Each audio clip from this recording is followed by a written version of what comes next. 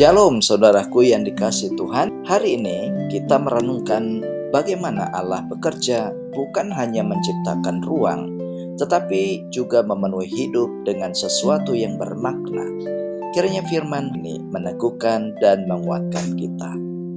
Tema bahasan kita, Allah menata dan mengisi kehidupan kita.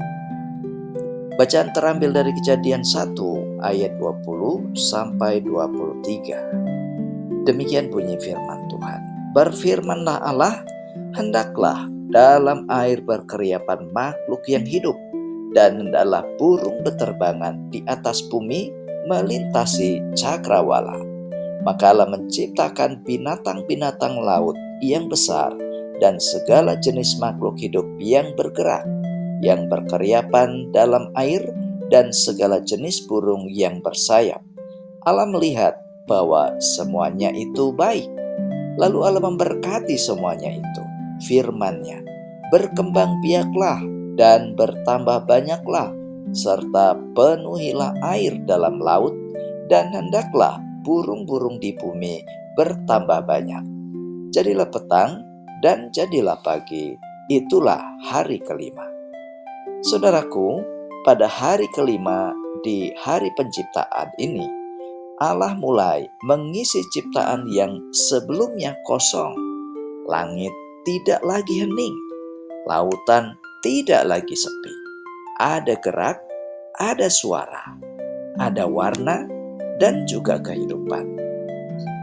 Ini menunjukkan bahwa Allah bukan hanya membentuk, tetapi juga menggenapi. Demikian juga dalam hidup kita.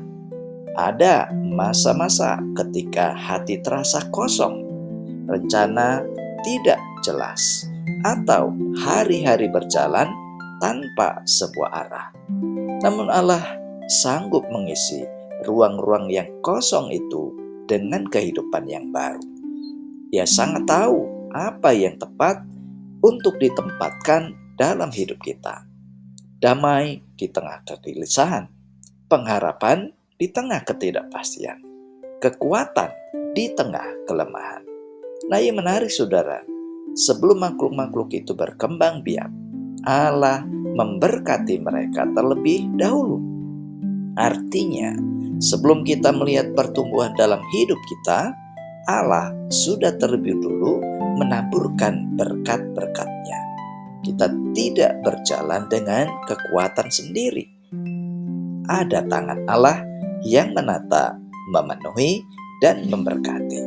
Nah, hari ini renungan ini mengajak kita membuka hati dan berkata, Tuhan, isi kembali setiap kekosongan dalam hidupku.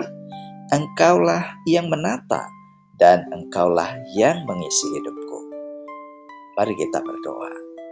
Tuhan Yesus, terima kasih karena Engkaulah Allah yang tidak hanya membentuk hidup kami, tetapi juga mengisinya dengan kehidupan dan berkat.